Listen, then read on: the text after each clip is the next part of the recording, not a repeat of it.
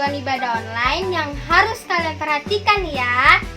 Yang pertama, persiapkan diri kamu sebelum mulai ibadah. Kalian sudah mandi dan memakai pakaian yang rapi. Ingat ya Kingdom Kids, ini adalah ibadah. Jadi tidak boleh sambil ngobrol, makan, mainan, dan lain-lain. Kita harus serius. Yang ketiga, tanyakan kepada papa mama jika ada hal-hal yang belum kalian mengerti ya. Demikian panduan ibadah online Kingdom Kids. Selamat beribadah, Tuhan Yesus memberkati. Shalom semuanya, Kingdom Kids. Yes. Kingdom Kids. Kingdom Kids. Yes, I am. Apa kabar semuanya? Kakak berdoa kalian baik-baik ya di rumah, sehat-sehat di rumah. Yuk, sama-sama kita mau mulai ibadah Kingdom Kids hari ini. Sebelum kita ibadah, kita mau berdoa. Mari sama-sama semuanya ikutin kakak berdoa ya. Lipat tangan, tutup matanya. Tuhan Yesus yang baik, terima kasih. Hari ini kami mau buka hati kami untuk memuji, memuliakan nama Tuhan. Kami juga mau buka hati kami untuk mendengarkan firman Tuhan. Tuhan, pimpin ibadah kami dari awal hingga akhir. Terima kasih Tuhan Yesus yang baik. Hanya di dalam nama Tuhan Yesus. Haleluya. Amin. Nah, ingat ya, sebelum kita memulai ibadah kita hari ini, ada 3 hal penting yang perlu Kingdom Kids ingat. Yang pertama itu duduk di tempat kalian masing-masing. Nah, yang kedua itu harus semangat waktu kita memuji Tuhan. Dan yang ketiga, kita buka hati kita, buka telinga kita, dan serius sungguh-sungguh memuji Tuhan, mendengarkan firman Tuhan. Nah, kalau begitu sudah siap dong kita memuji Tuhan? Tepuk tangan ya semuanya, ikutin kakak yang ada di belakang dan kakak gerakannya ya.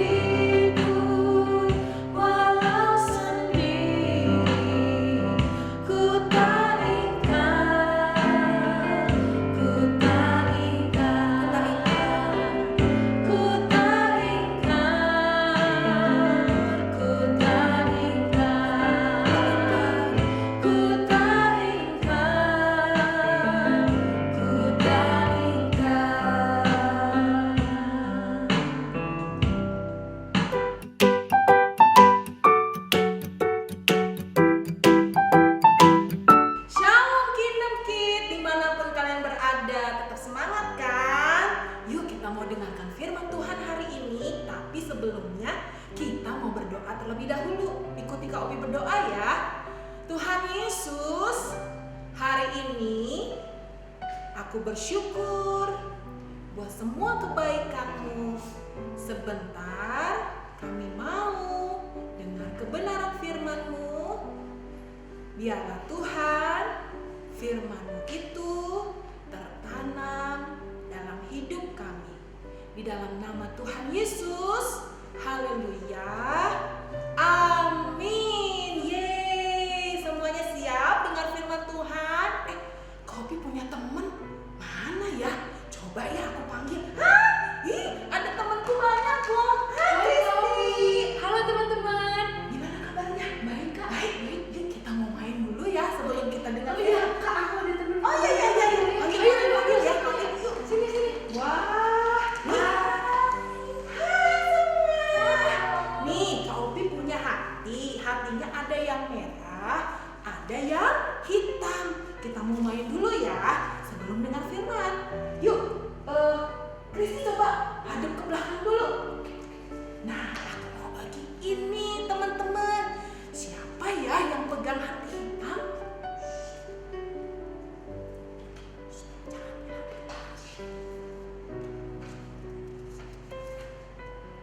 Nah, sekarang Kristi boleh hadap lagi. Nah, kamu pegang hati merah. Kamu tebak ya. Teman-teman jangan kasih tahu ya. Siapa yang pegang hati hitam? Kamu kasih hati yang merah. Oke? Oke Kak. Aku keluar dulu ya.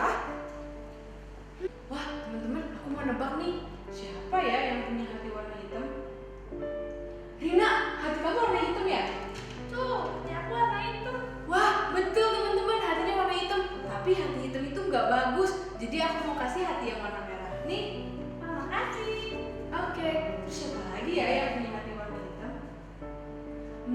Hana, kamu hatinya warna hitam ya? Bukan, aku warna merah. Wah, hatinya bukan warna hitam tapi warna merah. Tapi udah bagus ya hatinya warna merah. Berarti siapa lagi ya? Putih, hati kamu warna hitam ya?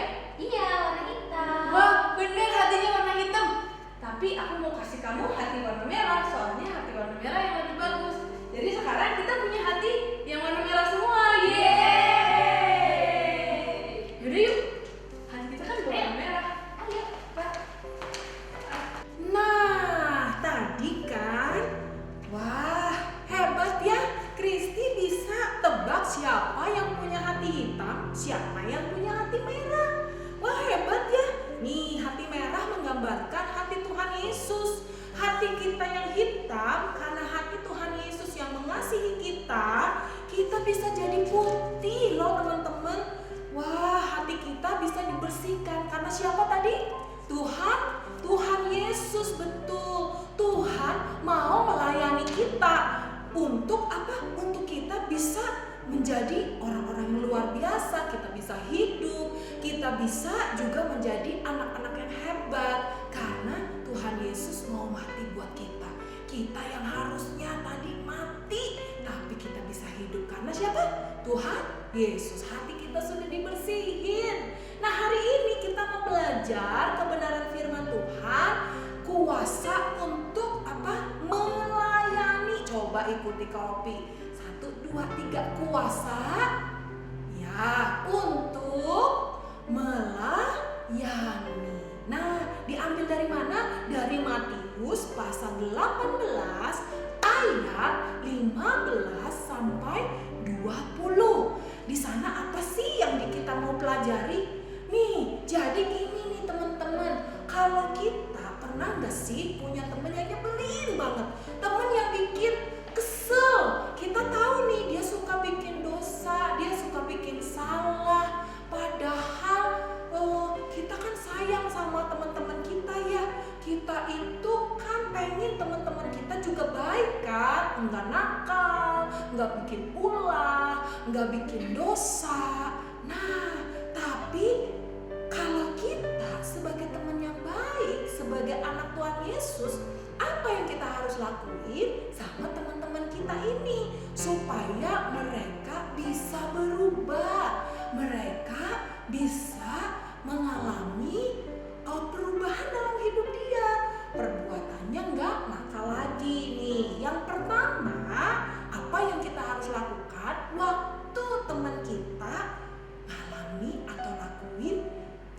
perbuatan yang salah. Yang pertama adalah kamu harus menegurnya empat mata. Empat mata tuh gini maksudnya nih teman-teman. Aku kan punya dua mata. Temen kita yang tadi yang ngelakuin kesalahan itu juga punya dua mata kan. Artinya kita harus tegur dia baik-baik berdua gitu. Aku inget nih kemarin ya temen aku kan taruh kue di meja, tiba-tiba nggak ada dong. Kayaknya aku tahu siapa nih yang kayaknya yang ngambil kuenya. Mana ya? Putih gimana? Wah, hari ini gimana? Bawa baik? Baik. Aku mau ngomong. Kemarin kamu ambil kue kan? Enggak, aku ngambil kue. Itu yang di meja. Kue, aku nggak ngambilnya. Ih, aku lihat kok pas aku lagi jalan dari toilet, kamu lagi makan itu kuenya. Habis kue itu ada di meja. Ya tapi kan kamu harusnya tanya dong. Itu kuenya siapa? Bener nggak teman-teman? Tapi kan aku nggak ngambil. Iya, tapi kamu tanya dulu.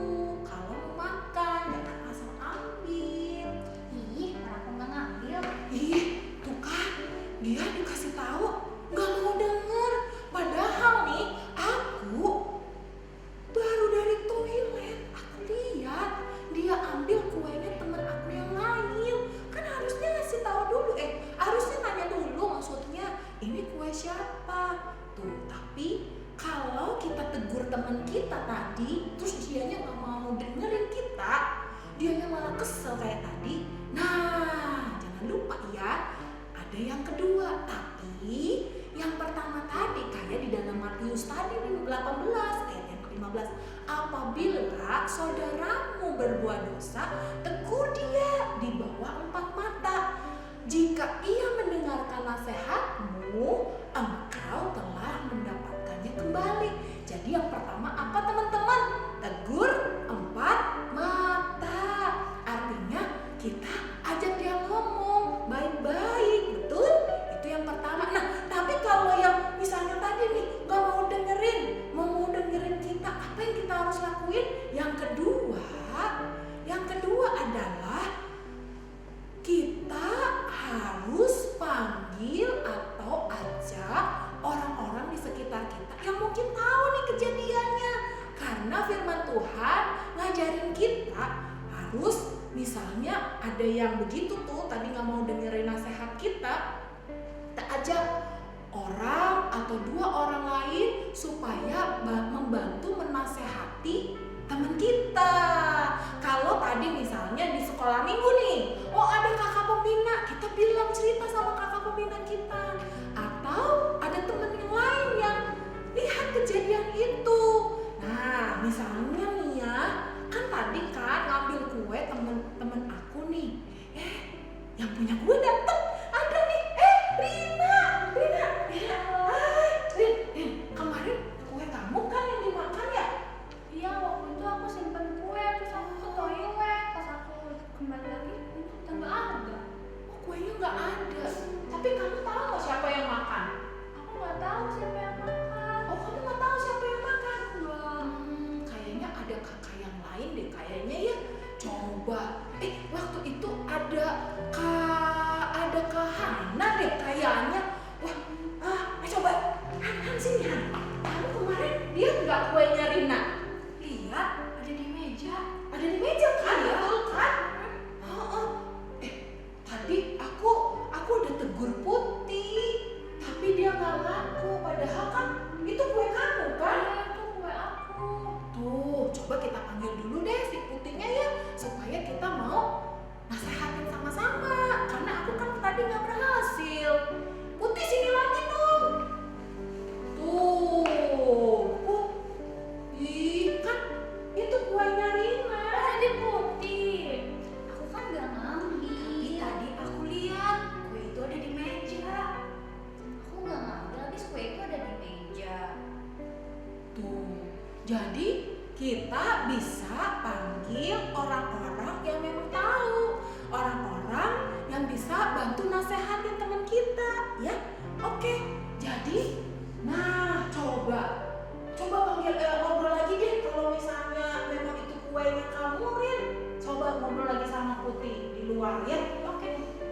Jadi teman-teman, dalam Matius 18 ayat yang ke-16, jika ia tidak mendengarkan engkau, bawalah seorang atau dua orang lagi supaya ada keterangan dua atau tiga saksi dan perkara itu tidak disangsikan. Di dalam Matius 18 ayat 16 ya, nanti kamu boleh buka firman Tuhannya. Jadi kayak tadi, wah yang punya kue dia tahu kuenya apa dan ditaruh di mana, kan dia yang melakukan ya, dia yang punya kuenya, jadi dia tahu ya. Jadi Kak Opi panggil yang punya kue, terus ada kakak yang lain yang lihat memang kue itu ada di meja. Jadi kalau yang pertama tadi apa? Ya, kamu apa tadi? Ajak ngobrol, kamu tegur dia, kamu nasehatin dia. Tapi kalau nggak mau dengar, kamu bisa bawa orang-orang yang tahu ceritanya, ya, 2 atau 3 orang saksi atau orang tua kamu atau orang-orang yang ada di sekitar itu pada waktu ada masalah itu, atau kakak-kakak pembina. Nah, kalau nggak mau dengar lagi, tadi kan Putihnya mau langsung cemberut, bukan aku, kan itu kuenya ada di meja, bukan aku. Nah, sudah ditegur, terus udah ada saksi, tapi nggak mau dengerin nasihatnya, nggak mau berubah. Kalau yang ketiga, apa nih? Yang ketiga, kalau memang nggak mau, ya udah, kita kasih tahu teman-teman yang lain. Jangan terpengaruh sama perbuatan teman kamu yang salah ya. Jadi kamu kasih tahu nih. Misalnya tadi kan, Putihnya nggak mau dengerin. Nah, kita bisa kasih tahu sama yang lain. Coba, hai Rina, hai Kristi, hai Hana. Nah, jadi gimana tadi? Putih dengerin nggak nasihat kamu? Nggak mau ya? Oh, nggak mau dengerin. Ternyata di luar tadi udah aku minta Hana sama Rina buat nasehatin Putih. Tapi ternyata nggak mau teman-teman. Jadi gimana? Kita kasih tahu teman-teman yang lain supaya kita tidak berbuat sama. Jadi yang ketiga, kita peringatkan teman-teman kita supaya jangan terpengaruh. Jadi kamu jangan gitu ya.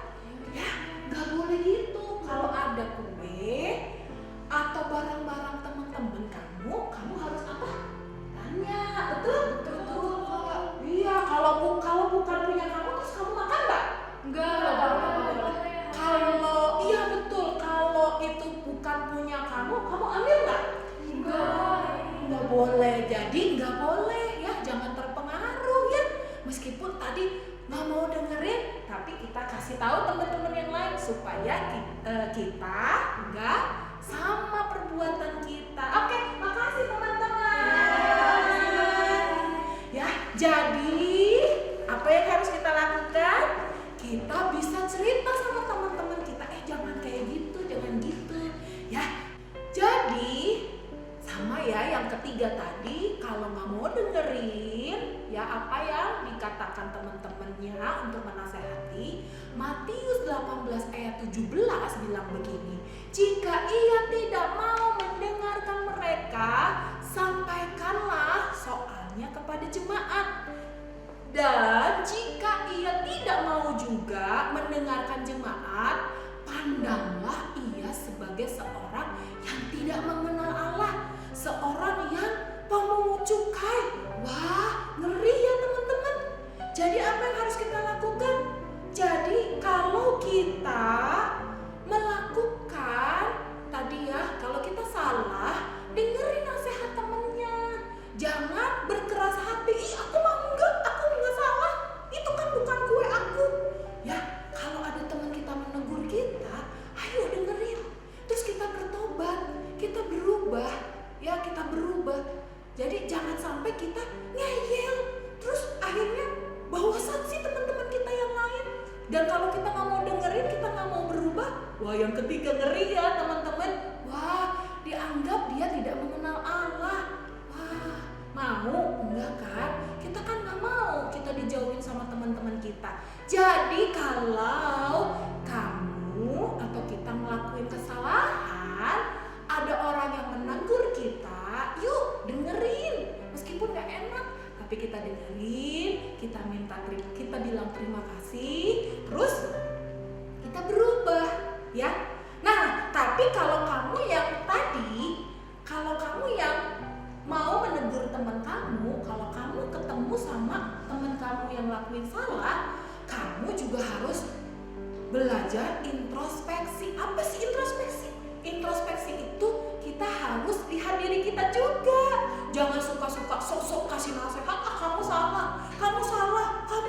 Padahal kitanya juga melakukan hal yang sama. Kayak tadi ya, misalnya temen aku ambil roti, padahal 2 hari sebelumnya aku udah ambil air minumnya orang. Ya sama aja kan. Jadi kalau kita mau menasehati teman-teman kita juga harus lihat diri kita juga, supaya kita jangan jadi batu sandungan. Kamu juga sama, sok nasehatin ya. Tapi kita belajar juga untuk hidup benar di hadapan Tuhan. Caranya gimana dong adik-adik? Yang pertama, kita doa, baca firman ya. Kita punya teman-teman yang cinta Tuhan juga, supaya waktu kita menegur atau waktu kita ditegur, kita bisa bertumbuh di dalam Tuhan. Yeay. Jadi hari ini kita mau belajar apa?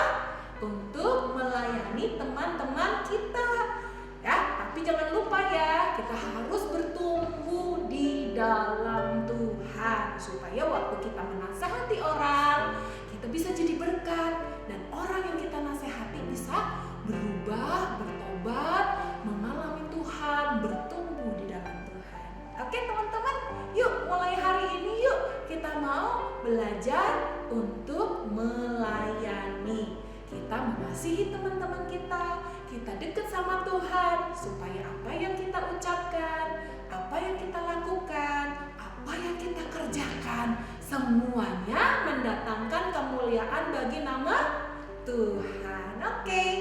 Nah, jadi hari ini sekali lagi Kopi mau bilang, kita harus ya jaga hidup kita dekat dengan Tuhan, supaya kita bisa jadi berkat buat teman-teman kita yang lain. Kita bisa memberikan nasihat buat orang-orang lain.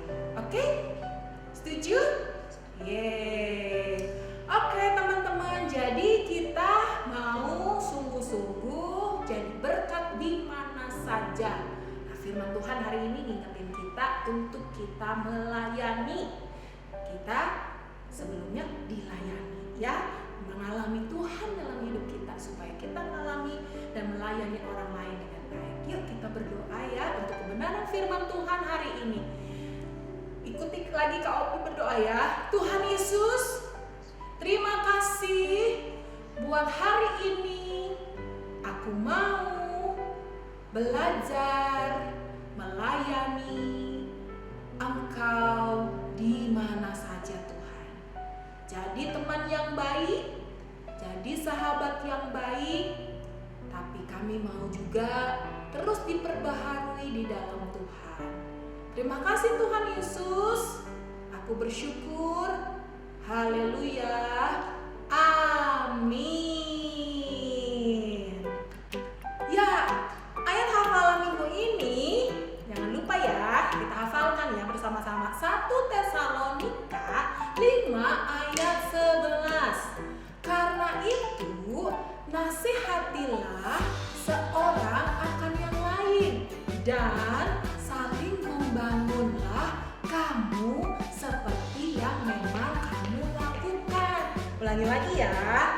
Coba aku pelan-pelan aja nih. 1 Tesalonika 5 ayat 11. Karena itu nasihatilah seorang akan yang lain dan saling membangunlah kamu seperti yang memang kamu lakukan. Yeay, gampang kan? Bisa kan ikuti gerakan aku? Ya Oke, Kingdom Kids dimanapun kamu berada, tetap semangat dan selamat melayani. Jadi berkat ya di mana saja.